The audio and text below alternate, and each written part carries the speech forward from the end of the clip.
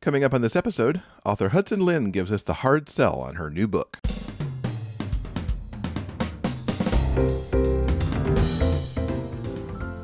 Welcome to episode 311 of the Big Gay Fiction Podcast, the show for avid readers and passionate fans of gay romance fiction. I'm Will Knaus, and with me, as always, is my co-host and husband, Mr. Jeff Adams. Hello, everybody. Welcome back, Rainbow Romance readers. We are so glad that you could join us for another week, another brand new episode of the show. A little bit of news before we get into this week's interview. This past week, the cover reveal for the 4th edition of the Love Is All anthology took place, and everybody, it is a super cute cover. You will just adore it when you see it. Now, this charity anthology is spearheaded by author Zio Axelrod, and this year, in addition to Zio, the collection will include stories from authors Meg Bonney, Rachel Lacey, Susan Scott Shelley, who's writing along with Chantel Murr, R.L. Merrill, Connor Peterson, and Sophia Soames. And I am so super honored to have been asked to join this group for this year as well. And as if all that weren't enough, Annabeth Albert is pinning a special forward to open the edition. Now, this year's anthology will be available for a limited time beginning June 8th, and it will be widely available, so you'll be able to pick it up wherever you get ebooks. All the proceeds from this year's edition are going to go to the National Center for Transgender Equality. And mark your calendars as well, because we're planning a Big Gay Fiction Live to celebrate the release of Love Is All on June 8th, and we'll have more details on that for you in next week's show. Yeah, I'm definitely looking forward to this. It's a wonderful cause and a chance to read some brand new fiction by some really amazing authors. Yourself included, Mr. Man. Oh, very sweet of you to say. So I am getting ready for the release of my Codename Winger series, starting on June 1st with book 1, Tracker Hacker. Longtime listeners may recall that my Codename Winger series is the adventures of a high school hockey player who also happens to be a covert agent, as he tries to balance his we'll call it his real life as a student and a boyfriend and all the things that a teenager does, along with being an agent who often ends up in some pretty dangerous situations. I'm really excited that the series is coming back. It starts releasing, as I mentioned, on June 1st, and all 4 books will be out over the course of about 8 weeks. And one of the things that I am just loving this time out is that the whole series is going to have audio. And Kirt Graves, who I think it's no big surprise is one of my very favorite audiobook narrators out there, especially for some of the work he's done on the books of TJ Klune, is doing the audio for the Winger series. I've had the opportunity already to hear the entire book for Tracker Hacker, which I have to say I'm just so over the moon about. But this past week, he started doing book 2 in this series, which is titled Schooled. And he actually does his recordings many times, at least when he can, when the author approves it and there are no spoilers. He will do the recordings live on Discord. So I've had a couple chances this week as I go through my day to have an earbud in my ear with Kirt reading to me. It has been so incredible to honestly not only hear my book come to life, which I'm just enchanted by more than I can really describe, but to have the opportunity to essentially listen to and watch Kirt do his work. As the producer for this podcast, I'm playing around with audio all the time, and to watch him do things in Adobe Audition, which I also use, on how he corrects his mistakes and how he analyzes the audio, and just listening to him do his process as he shifts the voices of the characters on the fly and maybe pauses for a moment to reassess how he performs something, or honestly, frankly, it's good to know that he can flub up reading just like we can as we sometimes read the things that we do here on the show. So I'll drop a link in the show notes to Kirt's Discord. He makes that public to everybody. And if you have the opportunity sometime, maybe join in and listen to him do some readings. And I'll have links also for the upcoming Codename Winger books. And if you want to check out some YA thriller, those will be there starting June 1st. Now, appropriately, as we get ready to get into the interview, you've actually read this week's book. Yeah, I was lucky enough to get an advance copy of Hudson Lin's new book, Hard Sell, which, by the way, is hitting store shelves on May 25th. It's the story of Danny, and at the opening of the story, he, confidently strides into the offices of a tech company, looking to buy it out, but instead, he finds himself face-to-face with Tobin, the younger brother of his best friend. And it seems that they shared an amazing night together several years ago, but haven't really seen each other since then. And despite being on opposite ends of this business deal, they start things up once again. Living on opposite sides of the company, they're really struggling to make the long-distance relationship thing work. And when they meet up for a weekend of business and pleasure at Calgary Stampede, things fall apart in a really big way. Oh my God, it is such a mess. So the two of them, they have to navigate the intense pressures of their work lives and the relationship that they're keeping secret from friends and family. And we all know keeping those kinds of secrets, it never ends up going well. No, and it really never works out either. And the two of them even have to deal with a health scare brought on by an extreme case of job burnout. The road to their happily ever after is a rocky one, but for Danny and Tobin, it is hard fought and it's definitely deserved. Now, in addition to getting a chance to read an early copy of this book, we also had the pleasure of sitting down with author Hudson Lin to talk about how her own career in high finance inspired the characters in this particular book. Yes, I had such a wonderful time talking with Lynn. You'll hear some of my thoughts about this book as we actually go through the interview as well. I really enjoyed it. This book actually kicks off the Jade Harbor Capital series. So not only do we find out about this book and the series, we also discuss a couple of other incredible projects that she works on. Lynn, welcome to the podcast. It is so wonderful to have you here. Thank you so much. I'm really excited to be on the show. I'm so excited to dig into Hard Sell with you. These characters are so wonderful.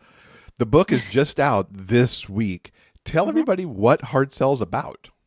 Sure. Well, Hard Sell is a contemporary romance about Danny, and Danny is a private equity investor. He's at the top of his game. He is really, really successful, but he's looking for something a little bit more than just work 24/7. And that's when his best friend's little brother, Tobin, walks back into his life. And Danny and Tobin had a one-night stand 7 years ago and then haven't really had any contact since then. But now Tobin is all grown up and he's really smoking hot and impossible to ignore. And they are on opposite sides of this business deal. And so then they've got sparks flying in the boardroom and then in the bedroom, obviously. And then so they've got to figure out how to navigate their careers and their families to find their happily ever after. Which I'm sure they do because it's a romance. So there's no spoiler there. They definitely do. I can guarantee that. What inspired the characters of Danny and Tobin for you?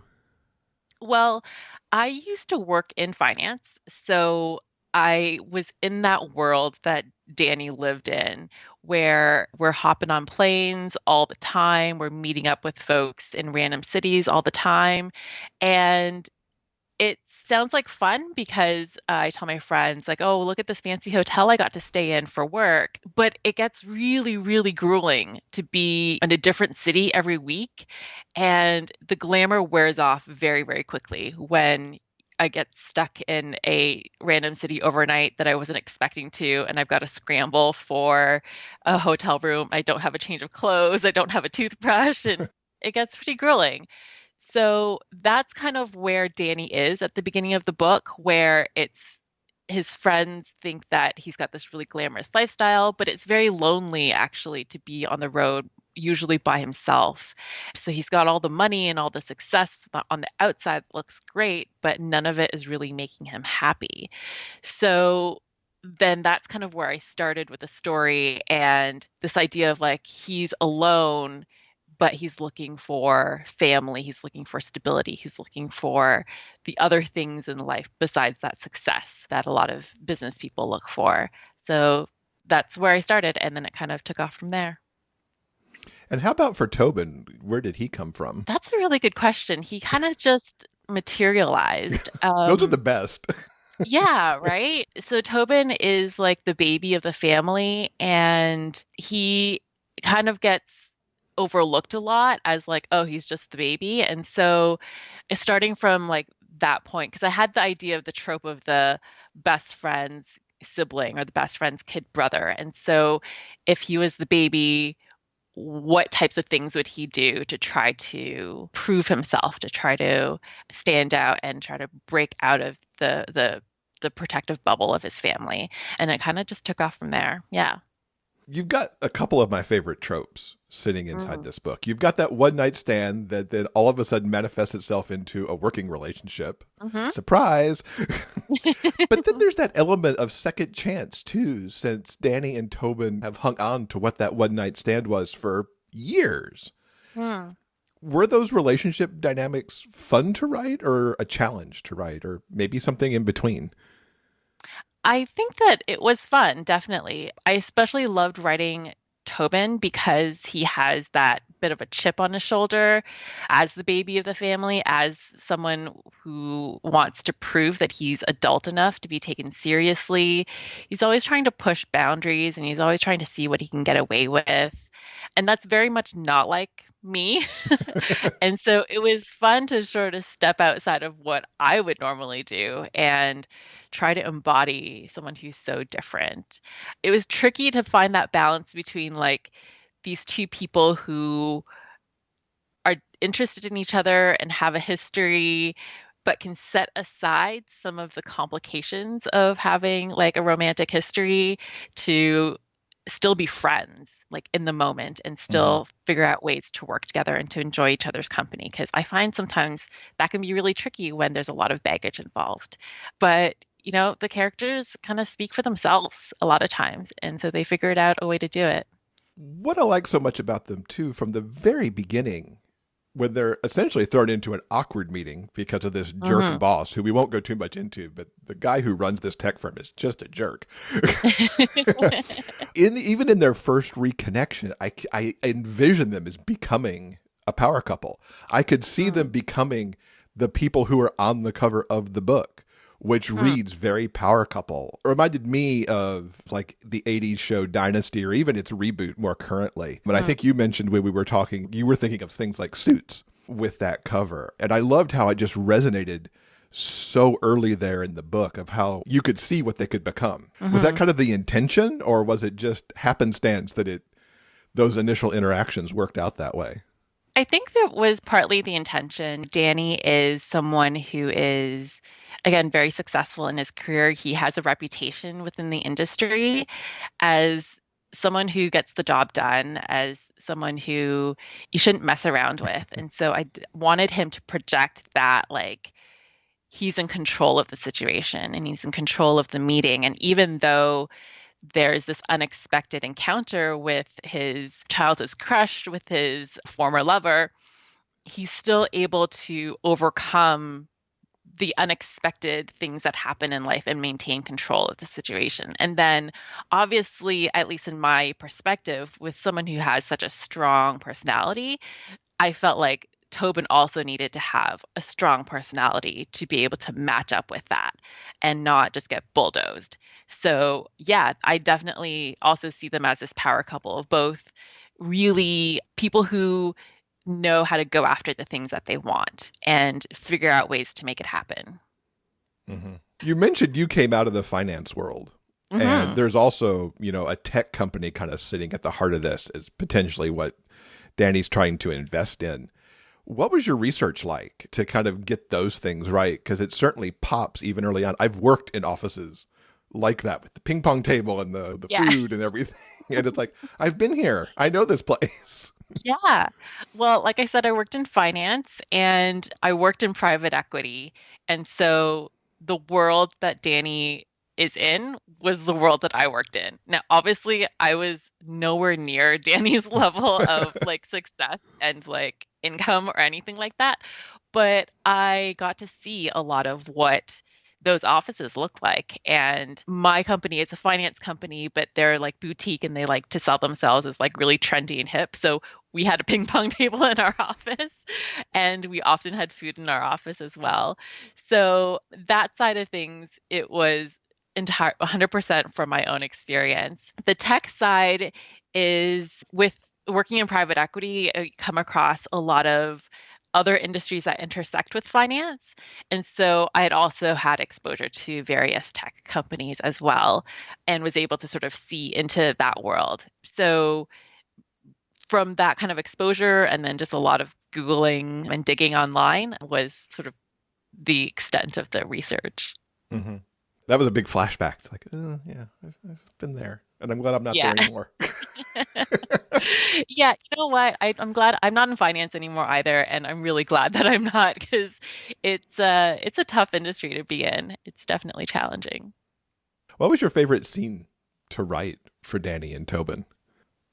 Oh, it's that's a really, really hard question because there were so many that were a lot of fun to write.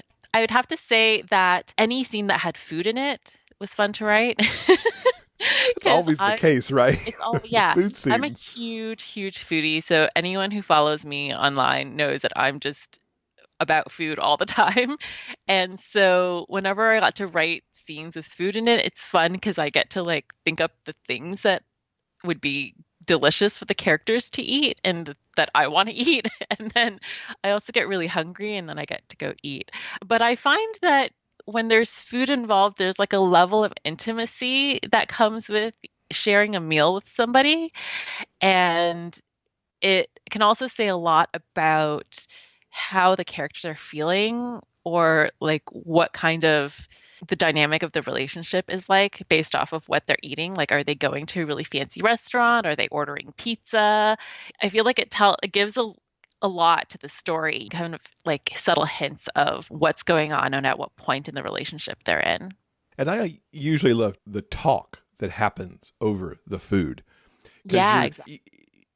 you're one on one. A waiter may drop by and bug you occasionally, but you get those moments to have a conversation because it's like a break in action, if you will. Mm-hmm. And I love characters who talk. One of my favorite things when you have these deep, meaningful conversations between characters. Yeah. Uh, And I love how when you're in a restaurant and from, I guess, like a storytelling or writing point of view, you can have the waiter show up and interrupt them at like an awkward spot or like to break the tension and things like that. I like using things like that as like a writing technique or a storytelling technique to increase the tension or to diffuse the tension. Or like watching somebody else eat can either be really awkward or again really intimate. So I love using that as well. It's like one character is watching the other one eat. It's like I guess it could go either way, but usually I try to make it into a more like intimate, sensual moment. hmm Now, Hard Sell is the first book in the Jade Harbor Capital series. Going Public's coming out spring of next year in 2022. What can you tease us about what we'll find there? Yeah, so Going Public is Ray's story, and Ray is introduced in Hard Sell, and he's a partner at Jade Harbor. He's like the problem solver of the company, essentially. Whenever there's something tricky that's happening and other people don't know how to fix it, he goes in and he helps solve the problem. So in Going Public, Ray falls in love with his assistant, Elvin. And Elvin has had a huge crush on Ray for years and years, but he's never done anything about it because it's his boss. But in Going Public, they're working on a really difficult project, and Ray's problem solving tactics are sometimes questionable. And this time they land him in trouble with the law, and Elvin can't bail him out. So then, over the course of trying to figure out how to get themselves out of the situation, obviously they fall in love. As one does when you're having a Exactly. big problem, fall in love on the side too, just to complicate it some more. Of course. Of course. Is there more planned for this series, or is it just going to be the two? Well, I actually have a short story that's also within the Jade Harbor universe. It's coming out in June on the Harlequin website as part of their online reads. It's called Closing the Deal, and it's about two other characters, both employed at Jade Harbor. One is Mike, who is the legal counsel at the firm, and the other one is Eddie, who is the controller in the accounting department at the firm. And it's an office romance. And because it's a short story, it's really nice and sweet, and it gives you more insight into how Jade Harbor as a firm operates. And so that's coming out in June. Other than that, I do have other ideas for the series, but it's a little too early to say whether those will come to fruition. So we'll see. It's exciting that right after Hard Sell, we can dive right into a short story and get a little bit Yeah. more. Yes, definitely. What drew you to wanting to tell this story of the people who work at Jade Harbor and the people that they're falling in love with? Like I said, I worked in finance, and reading a lot of romance over the years, I never really saw too many stories or series set in that kind of environment. There's a lot of small town romances, there's a lot of other subgenres, but I didn't see that many that were very like business and corporate heavy and that really leaned into that kind of scene or that type of environment. And because I had that background, I felt comfortable in really developing that environment and really developing that kind of universe. Because when people think of like offices and boardrooms, it's kind of dry. It can kind of feel boring. They're just like having meetings after meetings after meetings. And yeah, that's a lot of what working in corporate world is. It's just like tons of meetings.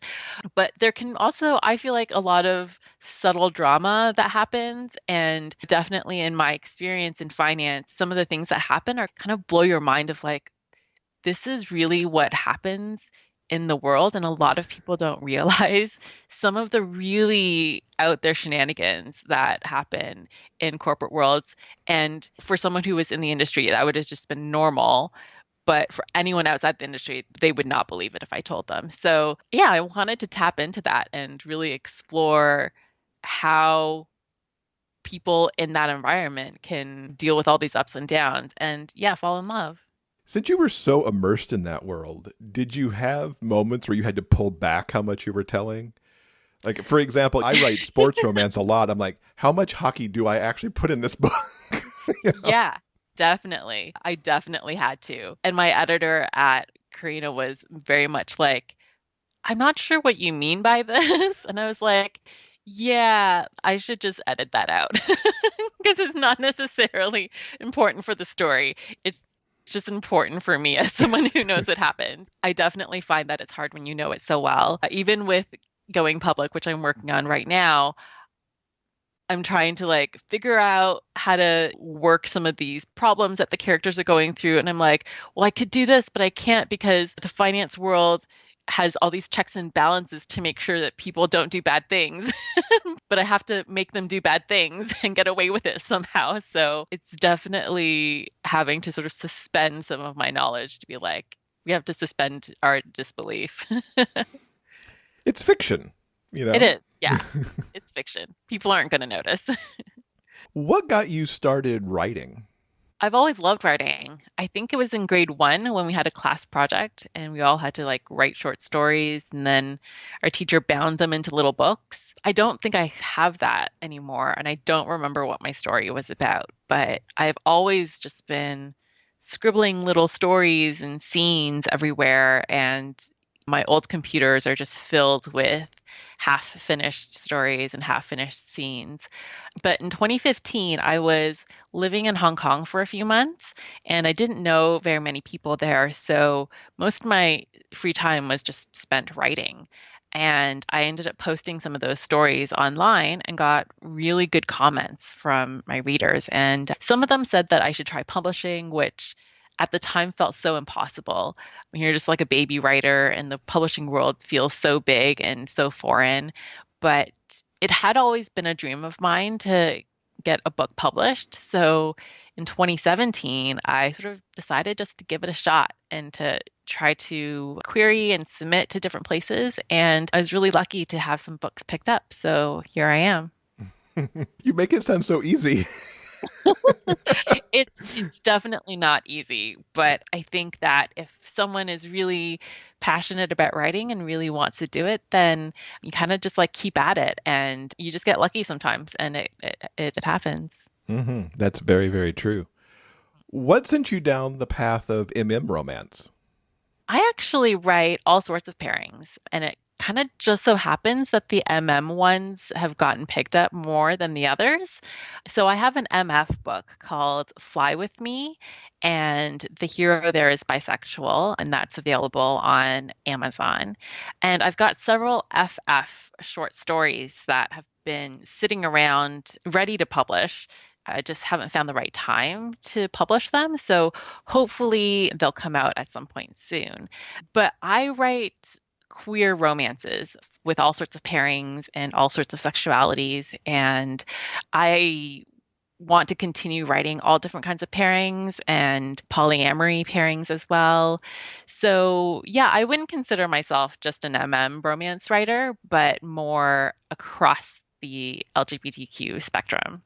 I guess the better question, too, would have been what sent you down the path of romance? Among all of the genres that are available, what Oh was my God, romance that did it? romance is the best genre. It's It the really is. best genre out of all of them.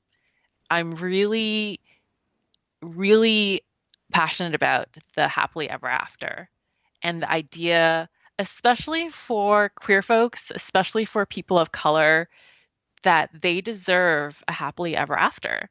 And I think that can be a really revolutionary thought in sort of society at large. This idea that anyone, regardless of what they look like, regardless of where they're from, regardless of what their background is, that they deserve to be in happy relationships, regardless of what those relationships look like. It could be sort of the traditional marriage with children, or it could be some other kind of partnership, or it could be in a polyamory relationship, because everyone's definition of what makes them happy can be different and everyone deserves to find that happiness. And that's something I'm really, really passionate about, and something that really romance is the only guarantee that the characters in the story get to be happy at the end. And so, yeah, that's my biggest thing is like, I want to write characters that find happiness at the end of the story. And I think in romance, generally that's with a romantic partner, but I also think that even when you have a romantic partner, that can look different for different people. So I want to explore and showcase all those different kinds of HEAs. It's one of the things I love about your cover and the story of Hard Sell, because somebody's going to see that in a Barnes and Noble or some other bookstore, and it's going to resonate with them because it might be a story that they want for themselves, or they're going to see a friend of theirs and go, this story, or it's putting a different cover and a different story out there than everything else that's already on those shelves. And that's going to be powerful for the people that find it. Yeah, thanks. I really appreciate that because that's definitely what I was going for. So I'm glad that it speaks to that kind of intention. Mm-hmm. Who are some authors that inspire stories that you write? Yeah. So one of my favorite authors is Nathan Burgoyne, and he's a Canadian author based in Ottawa, and he writes stories that are so unapologetically queer. He's really big into the idea of found family, and his characters always have a group of people around them, whether it's biological family or whether it's chosen family, to support and create that community. I really love Nathan's Triad series, which isn't technically romance, it's more speculative fiction, but it's a really cool twist on the vampires and demons and wizards. It's set in Canada and Ottawa, which I felt really connected with because I'm in Toronto and I've been to Ottawa before. And it's really, really queer, and it's just a lot of fun way of imagining how characters, and especially these kind of supernatural characters, can interact with each other. So he's amazing. Anyone who's into queer fiction, into speculative fiction, definitely look up Nathan Burgoyne. And another favorite author of mine is Tanya Chris, and she writes contemporary romance and also erotic romance. And I love her characters because they're so realistic in a way that I find really relatable. The themes in her stories are very feminist in nature, and so her characters, even though mostly they're romance, the characters are very compassionate and very sort of reasonable in a way that sometimes fictional characters aren't. But I just love that they seem like real people that I could meet walking down the street. And then they get put in these situations that seem kind of outlandish, but then they react in ways that I'm like, yes, I would react that way too. So I find them super relatable. So she's another one of my really favorite authors. And what do you think the trademarks of a Hudson Lynn story are? lots of food, like I mentioned. If I can make people hungry while they're reading, I feel like I've done my job. There's also a lot of planes in a lot of my stories. So most of my characters hop on a plane at some point in the story. So then my stories end up being very international in nature. I've got stories set in Hong Kong, I've got stories set in New York, a little bit in Kenya, all over Europe, all over Canada. So yeah, I love travel, and I think that just naturally flows into my stories. And you'll probably need some tissues at some point because I've been told that I make readers cry, which I'm all about that. I will embrace that. I like that idea. So you might want to grab some tissues. Good to know, because I'm definitely a crier within books. So Uh-huh. I like to be moved in that way. And Yeah, it's I not do always too. the moment you would expect. I have some where it's like just a random thing. I'll just be like, oh, Yeah, I definitely, when I start getting teary-eyed, I'm just like, oh, this is going to be a good book. yep. Yeah, yeah. So obviously, so far, there's a lot of queer romance going on. hmm Sounds like most of it's contemporary. hmm Is there a genre, theme, trope that you want to try one day, but you just haven't taken the leap on yet? Yeah, I keep wanting to write something that's like paranormal or speculative fiction. So maybe with like shifters or like something set in the future, science fiction-y. But it's so out there, I feel like, compared to contemporary. Because like contemporary for me, I just look outside and I can figure out the world. But when you get into made up universes, it's just like I got to make up all the rules of how this universe works, and it feels so daunting. So I haven't done it yet, but at some point I would like to venture into that world. Okay, that's going to be exciting. Yeah. Out there one day. Now hmm you've got other projects besides writing queer romance, and Yeah, you're a I have a lot. podcaster as well. Tell us a hmm little bit about the World of Stories podcast. Yeah, so I started World of Stories with a friend of mine in 2018, and it's a podcast about how stories shape our lives. And we talk about books and movies and TV shows that have diversity in them or don't have diversity in them Right. because sometimes they don't. And then we kind of take that from there. We're in our second season right now, and we're exploring how the pandemic has changed everything about the way we live, the way we work, the way we have relationships, and we're grounding that in the various stories that we're reading or the media that we're consuming. And so a lot of the discussions revolve around things like social justice and inequities and homophobia and transphobia and the patriarchy and capitalism. So we talked about what does labor and productivity look like in a pandemic? What does rest look like in a pandemic?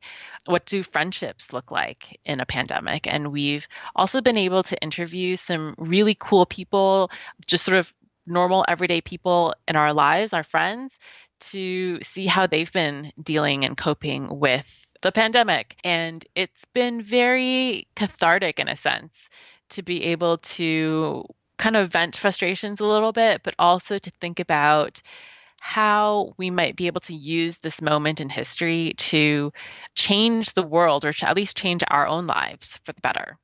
So, if anyone is interested in listening to that podcast, it's available on all of the podcasting apps. It's quite the big topic to tackle. Yeah. And it's so great to see it coming up from writers inside our genre even to really kind of deep dive into Mhm. something that's impacted everybody and will Yeah. continue to do so. How do you even decide what topics you're going to tackle in an episode? Because there seems like there's just so many vying for attention. Oh, yeah, there really are. A lot of it is just the things that Margaret, my co-host, and I have been dealing with ourselves. And so we're both working from home these days. And so obviously work is a huge thing. And then from there, how do we separate work life versus personal life? Because when you're working from home, it's very hard to separate those two things. So that's kind of where we started with the season. And then as we are reading books or watching TV or like things happening in the news, that's kind of where we draw our inspiration from. And so we have like a huge list of topics, and we kind of like fill in various things that we're seeing in our day-to-day lives. And once we sort of hit a critical mass of like, okay, there's lots to talk about with this particular topic, let's try to dive in. Let's try to pinpoint one angle to talk about friendship, for example, and how do you have friends in a pandemic when we're all in lockdown. At least in Toronto, we've been in lockdown since forever, and we can't actually see anybody. So how do we maintain those friendships? And then it's like, what is actually a friendship? What does that mean when you can't see each other on a regular basis? So it's big, but we're drawing a lot from our own experiences and the things that affect us. And we're hoping that if it's affecting us, then it's probably affecting a lot of other people as well. Mm-hmm, mm-hmm. The other project that just really drew my attention, and I've gone down the rabbit hole of reading a number of them, is the Queer of Color site. So many incredible stories there, and ones that need to be out there so that people understand more. You always see that meme and the idea of you don't know somebody else's story, so you should tread kindly. You're really uncovering amazing stories on that site. How did you come to start that? So at the beginning of 2020, I got involved with the project called Open Secrets, and it was based in Toronto, and the goal of the project was to explore the untold stories of Toronto's LGBTQ community. And the tricky thing with that project was it was limited scope, it had a set deadline, and it had limited resources for what it could do. But I felt that its mission was so important that it needed to be expanded. It needed to tell all of the stories that are untold. And there's no way it could have done that within the scope of that project.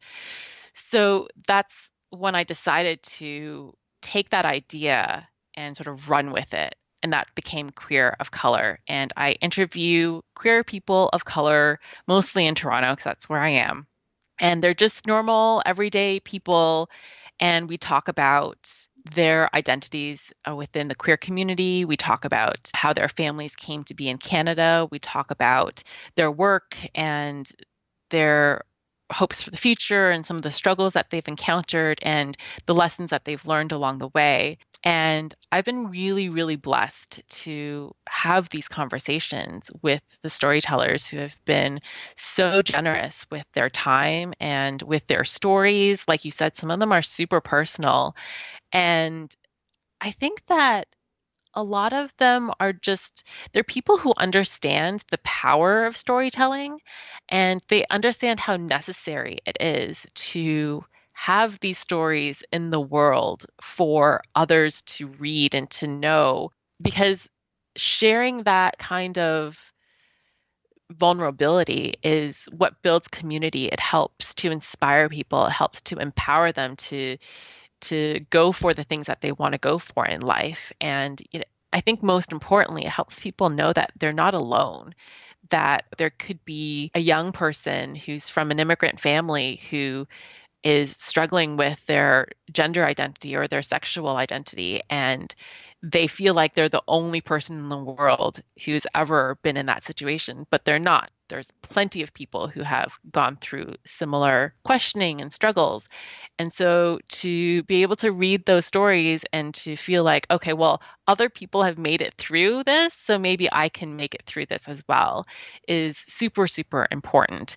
I feel like I haven't really had to do too much. I've just sort of asked people like, tell me about your family, tell me about how you fit into the LGBTQ community, and then all these stories just come out. And so I feel really blessed to be able to work on the project. It's wonderful to see projects like that out in the world and being actively sought to get these stories and tell them, especially in the times we live in right now, in the middle of 2021, with everything going on.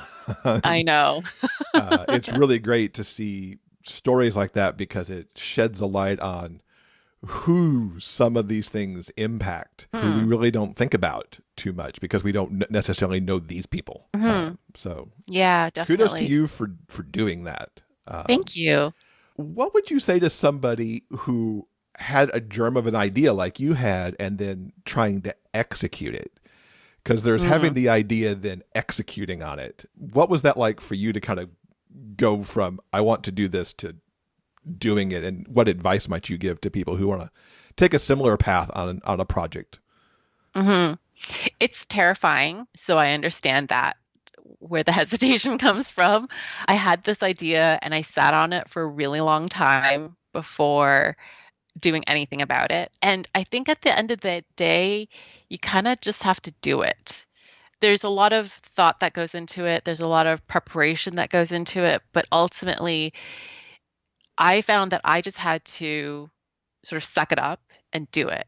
And even though I wasn't sure the kind of reception that I would get or if anyone would want to talk to me, I just had to go out there and ask and say like, hey, this is my idea. Does anyone want to work with me on it? And I think when you're very clear about your intentions of this is what I'm hoping to achieve with this project, then people can see that and they understand that and they're willing to work with you. So even with like these storytellers, a lot of them were like guinea pigs, basically, when I had to be like, I'm not exactly sure what I'm doing, but I'm going to give it a shot.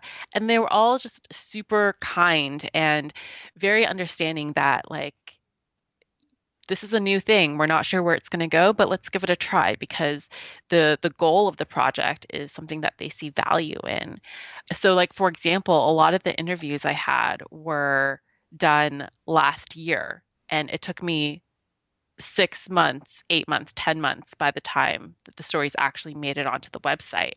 And I went back to the storytellers and was like, I'm so sorry it took me so long to like actually get this up. And they were all like, yeah, no problem. And we're just like happy to be a part of it. And so, yeah, a lot of it is just sort of like sucking it up and being like, it's okay if it doesn't work. It's okay if it fails, but I'm going to give it a shot and see what happens.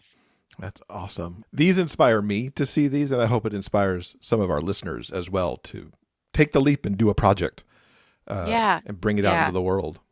Yeah, for sure. So as we move towards wrapping up, what's a book you've read recently that you would recommend to our listeners to put onto their TBR? So the thing is that I have not been reading a lot of romance lately.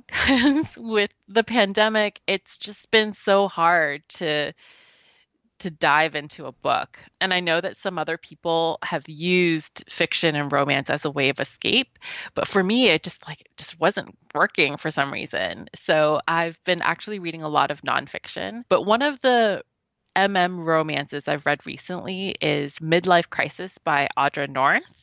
It's been out for a while now, but it's about a middle-aged man who is coming out finally after having been married for many years, his 2 adult children, and his wife passes away. And so then he finally finds the courage to explore his sexuality. And it was one of those books where I started tearing up in the middle of the book, and by the end I was bawling. So again, to me, that's a sign of a really good book. So that's Midlife Crisis by Audra North. And then a nonfiction book that I've really enjoyed recently is called So You Want to Talk About Race by Ijoma Oluwo. And for anyone who's interested in social justice and in a lot of the issues that have been coming up in the news recently, I found that this was a really, really good book. It talks about racism and it confronts head on some of the really uncomfortable feelings that can come out of talking about something as divisive as racism. But she does it with a lot of humor, and she does it in a way that's not judgmental. And so I think it's for anyone who cares about those types of issues, it's a really good book, both in terms of confronting personal biases, but also how to talk to other people about these issues in a way that's productive and not just argumentative. So that's So You Want to Talk About Race by Ijoma Oluwo. 2 really excellent picks there. Thank you for those. Thanks. So we've talked a few things that are coming up. There's Going Public in the spring of 2022. There's the short story coming in the universe in June. Anything you could share about what comes through the rest of 2021? So I mentioned that I've got the 2 FF short stories that I'm hoping that I can publish by the end of the year. One of them is a part of my coffee house short stories. So I've got a number of short stories set in Toronto coffee houses, and this one is another one in that series featuring 2 owners of coffee houses that have previously been featured in the short stories, and they've got a rivalry going on, and they're both trying to fundraise for a charity event. So they've got a rivalry fundraising thing going. And then the other FF short story is about a dragon boat team, where it's the captain of the dragon boat team and a new recruit on the dragon boat team. And as they're practicing and racing, they end up falling in love. So hopefully those 2 will be out by the end of the year. There's going public, there's closing the deal that'll be online. And then, to be honest, I have a lot of ideas, but I don't know what I'm going to be working on next. I think it's one of those, like, I just got to get to the end of one project and then figure out what I'm going to do next. So I don't know. It's a wait and see. It'll be a surprise. But sometimes those are the most fun when they're the surprise. Yeah, exactly. So how can people keep up with you online to find out when all of these things do start to come out? Yeah, so my website is hudsonlynn.com, and from there you can reach everything. On social media, I'm on the Twitter and Facebook and Instagram at Hudson Lynn Writes. It's the same handle for all 3.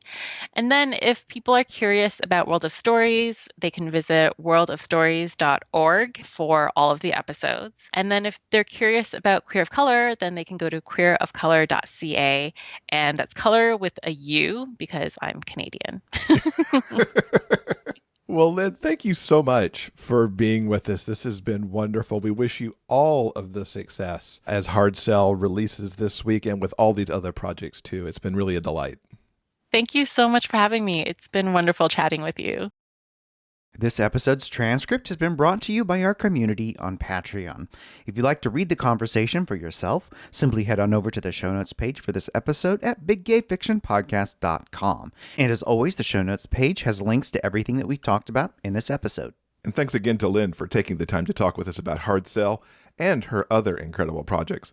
As I said during our conversation, the Queer of Color website and the World of Stories podcast are such great and important projects to put into the world, and I'm so glad that she's doing that. I highly encourage everyone to check those out, as well as grabbing this new book. I also want to encourage you to read the article that Lynn wrote for the Frolic website. It's called The Revolutionary Nature of Romance, and it is such a terrific read. I want to give you my favorite quote. Romance challenges the validity of the mainstream narrative that paints the lives of marginalized folks as dire and defeated. Romance says, sure, life can suck, but we are not defined by how much it sucks. Romance empowers us to take control of our own stories, to be the hero, and to find an ending that is the fulfillment of our wildest dreams. Definitely, everybody, check that out. It is a wonderful, wonderful piece. And thanks to Lynn for writing that and putting it out into the world. And you'll find a link to it in the show notes. All right, everyone, I think that's going to do it for now. Coming up on Thursday in episode 312, it's the May Big Gay Fiction Book Club episode featuring our discussion of Ari McKay's Breaking Bonds. I'm loving the Walker Boys series so much, and this one was like the perfect springtime read as we go off to this rustic resort. Thank you so much for listening. Until next time, everyone, please stay strong, be safe, and above all else, keep turning those pages and keep reading. Big Gay Fiction Podcast is part of the Frolic Podcast Network. You can find more shows you'll love at frolic.media/podcasts. Our original theme music is composed by Daryl Banner.